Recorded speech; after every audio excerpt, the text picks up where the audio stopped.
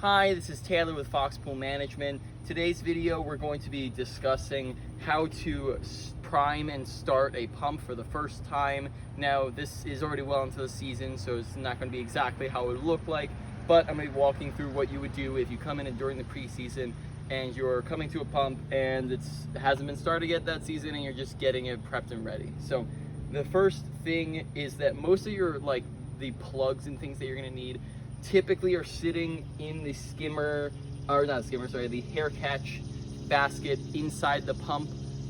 But sometimes they're kind of sprinkled all around. It kind of depends on where the service team put it at the end of the season.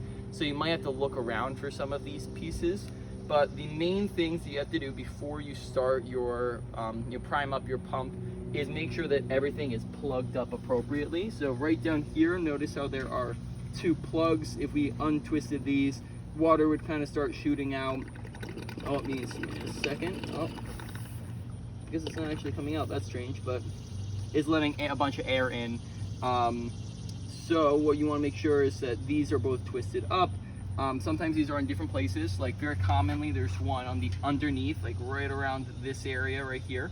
But there's commonly two of them that you need to make sure are twisted in, plugged up.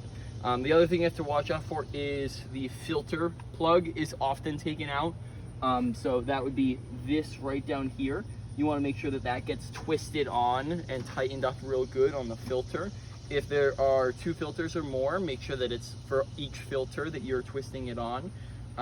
Also, additionally, look around on the piping to see if there are any extra holes anywhere, because occasionally you'll have like one spot or two where the maintenance team at the end of the last year took off like one or two bolts or something like that, just to make sure that the system is winterized. So you want to make sure that all of those are on.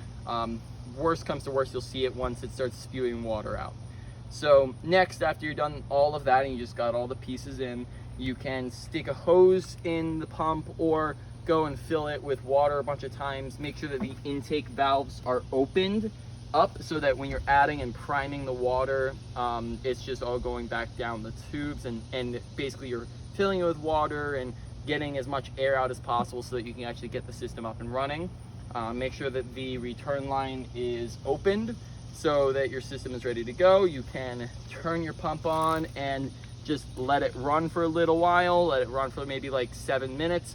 If nothing's happened yet, then you might want to take off, stop it, take off the lid, prime it one more time, put more water in, and then get going again, and just repeat that process until you start to see it actually get going and start flowing.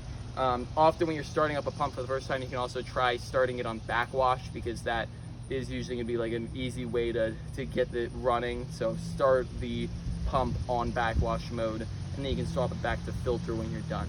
I do believe that is really about it with it. Just make sure everything's plugged up.